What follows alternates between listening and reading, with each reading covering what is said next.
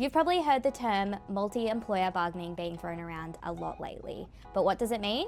And why should you care? Section 1, what is multi-employer bargaining? Right now, some workers in Australia are covered by what's called a single enterprise agreement. That's a deal negotiated by workers in one organisation with their employer. Multi-employer bargaining is different. It's when workers across multiple organisations come together to negotiate one shared agreement with multiple employers at the same time. Think of it like this.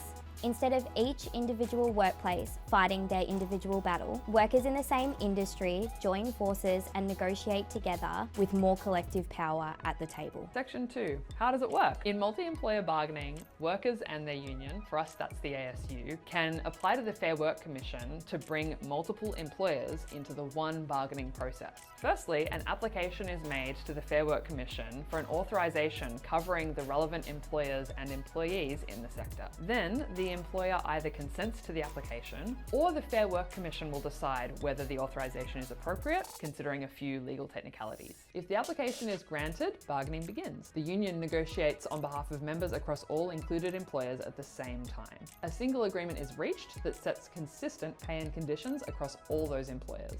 Workers vote to approve the agreement, and if it passes the Fair Work Commission's test, it gets approved and applies to everyone covered by the agreement. The key difference from your current EA is that rather than renegotiating every few years, employer by employer, sector-wide standards get lifted together in one go. Plus, there can be a greater emphasis on bringing the major funders, i.e. the government, to the bargaining table. By having more workers negotiating together, we increase our visibility and therefore our power. Section 3. Why put in the effort to switch from a single enterprise agreement? This is a fair question. If you already have an enterprise agreement, why go through the effort of moving to a multi-employer one? A few reasons. First, better outcomes. Sector-wide bargaining has historically delivered stronger wage increases and better conditions than fragmented single employer agreements. When workers across the industry bargain together, the benchmark rises for everyone. Second, more leverage. In a single EA negotiation, your employer can put the agreement out to vote at any time. With a multi-employer agreement, an agreement cannot be put out to vote until your union agrees. The union members decide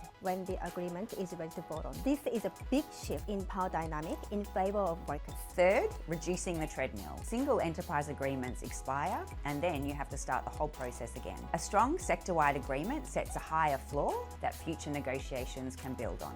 Fourth, visibility of your campaign. When you negotiate in one small workplace, it can be hard to get attention for your campaign.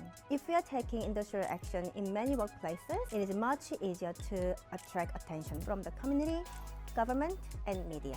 So that's the basics of multi-employer bargaining. It's a significant opportunity for workers across the sector to win stronger, fairer conditions. But we probably know you have more questions like, will you lose the rights you already have? What happens to your current agreement while bargaining is going on? Or what if your employer refuses to participate? We're answering all of that in part 2. If you want to get involved or find out more, you can reach out to your delegate or visit asuvictaz.com.au.